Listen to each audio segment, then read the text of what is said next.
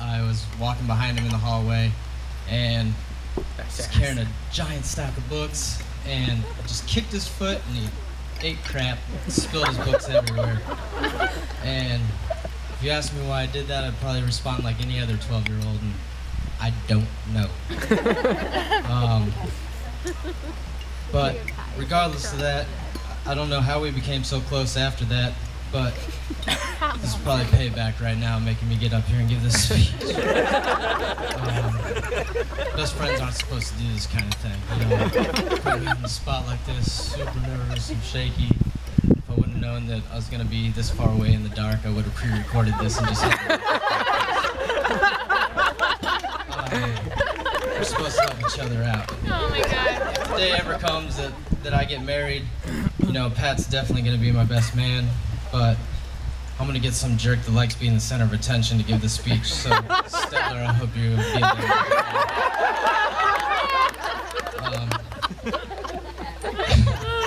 Everyone here has been like, oh, you'll do fine, you're going to be great, blah, blah, blah, but the only real encouragement that I've gotten from anybody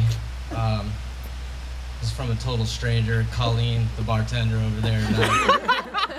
Give me just the right amount of encouragement to get up here.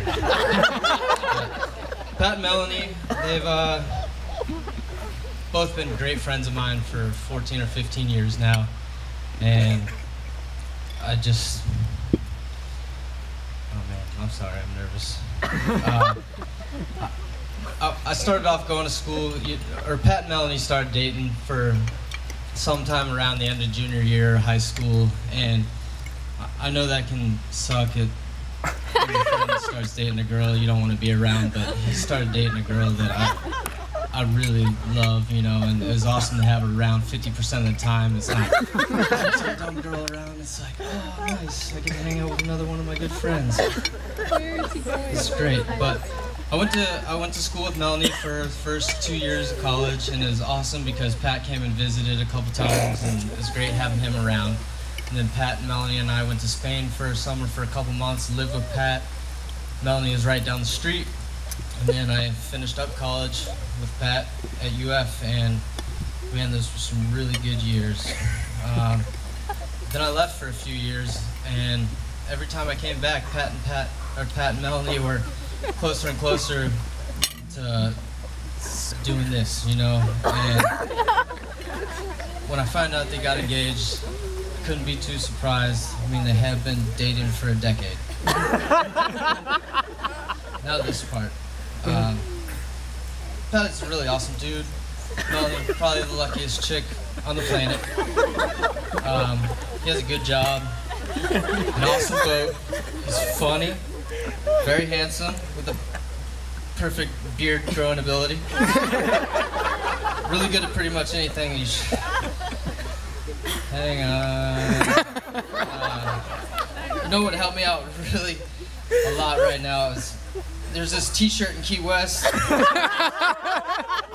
Amazing. And if I had it, I'd probably be able to trade somebody for a pair of glasses so I could see this list he gave me, these compliments. But Pat and I have done so many things together over the years, but his ability to make me laugh always is what I like the best about him. This wind. Thank you. Doing good, Ern.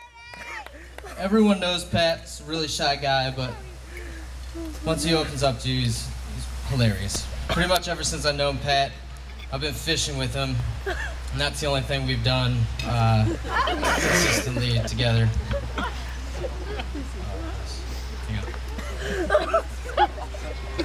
Well, it's hard because it's dark too. When we first started, he wasn't good at fishing at all. He'd catch some things, you know, sometimes catfish, sometimes ladyfish, sometimes a mangrove, one time my head. But as the years went on, fishing became an even bigger passion of his, and started getting really good at it and started fishing for different types of fish, you know.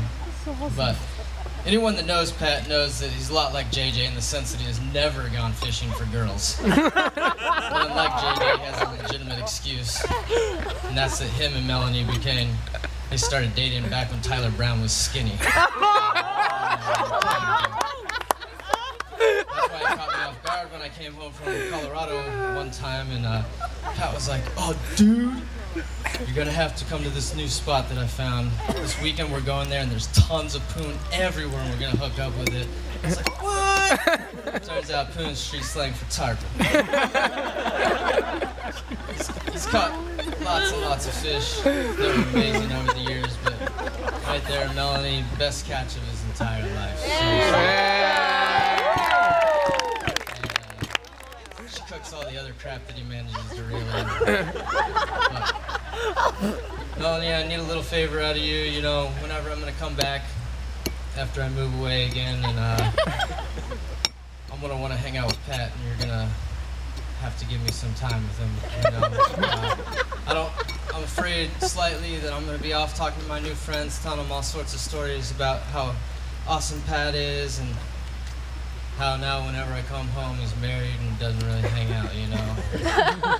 Tell them about the wedding. One of them's gonna yell out, "You mean you lost your best friend over that?" In which I'd have to respond, "Evidently."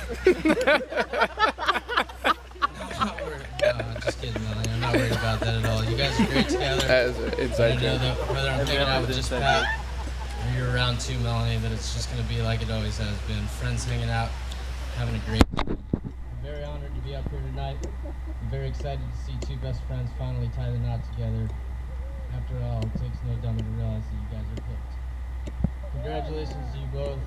And I know you don't need any luck, so I'm not going to wish it to you. Just have an amazing life together. And so, everybody, please raise your glasses. I don't know.